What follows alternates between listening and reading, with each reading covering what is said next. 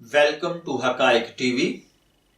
गुज़िश्ता कई दिनों से हम मुसलसल बीमारी की वजूहात पर गुफ्तगू कर रहे हैं कि हमारी बॉडी के अंदर अमराज कैसे पैदा होते हैं। इस पर मैं बहुत सारी वीडियोस बना चुका हूं।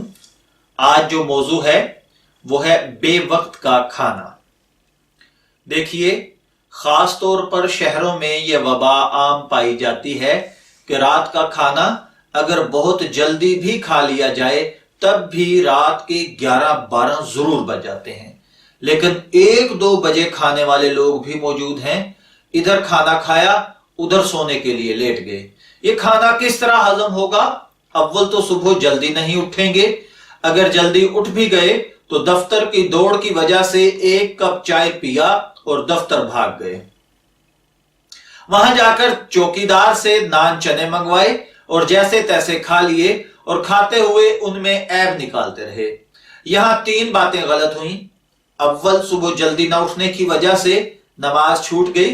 नमाज हर मुसलमान मर्द और औरत पर फर्ज है, जो किसी भी हाल में मुआफ नहीं। यहां तक कि समंदर में डूब रहा हो और नमाज का वक्त हो गया तो डूबते हुए भी नमाज की नीयत बांध ले। दोस्तों, नमाज जरूर पढ़ा करो, क्योंकि ये वो नमाज है जिसे अल्लाह ताला ने पैगंबरों को हुक्म दिया था, और इससे उसकी अहमियत जान लो और खुद भी नमाज की पाबंदी करो और अपने बच्चों को, बहन भाइयों को, दोस्त अहबाब को भी तलकीन करो कि कब्र में इसकी खूब बाज पुरस होगी।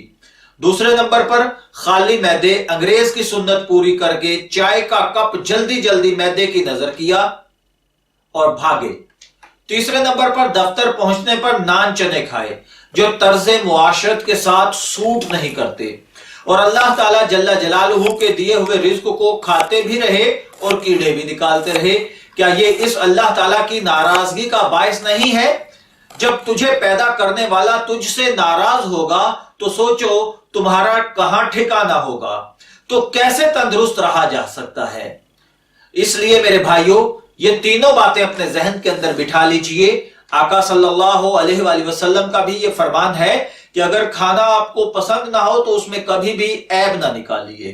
दूसरे नंबर पर, ये जल्दी जल्दी भाग दौड़ के अंदर खाना खाना, चाय पीना और फिर इसी तरीके से रात को देर तक जागना, देर से सोना और रात को लेट नाइट खाना खाना। आजकल तो एक नई वबा भी पैदा हो गई है, लेट नाइट पैकेजेस। मोबाइल्स के ऊपर रात को लेट नाइट पैकेजेस लगा लिए जाते हैं, लोगों से लंबी लंबी बातें की जाती हैं, जब थक टूट कर लेटते हैं बस खाना खाया, गिरे और पता ही नहीं, और सुबह फजर की नमाज रह जाती है। फिर लेट उठते हैं, फिर भागम भाग अपने ऑफिस की तरफ, अपनी ड्यूटी की तरफ भागते हैं, और वहां पर भी ये सुस्ती और काहिली छाई रहती है और हम लोग कुछ भी परफेक्ट और बरवक्त नहीं कर पाते।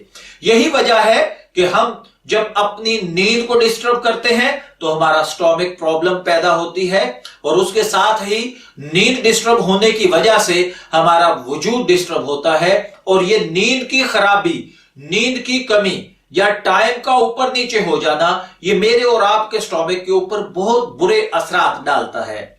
इसलिए मेरे भाइयों, मेरी ये रिक्वेस्ट है कि जितनी जल्दी हो सके खाना खाकर रात को चहलकदमी कीजिए। उसके बाद जितना जल्द मुमकिन हो आप इशा की नमाज पढ़िए बाजमात और उसके बाद सो जाइए। सुबह इंशाअल्लाह जल्द आंख खुलेगी, फजर की नमाज पढ़िए, रूटीन के मुताबिक आप अपना ब्रेकफास्ट कीजिए, तरतीब के साथ, तसल्ली के साथ ऑफिस पहुंचिए। मैं दुआ गो हूं कि अल्लाह ताला हमें इन जल्दबाजियों से और रात को ताखीर के साथ सोने से महफूज रखे। इजाजत चाहेंगे, फिर मिलेंगे किसी नई इंफॉर्मेटिव वीडियो के साथ। तब तक के लिए अल्लाह हाफिज।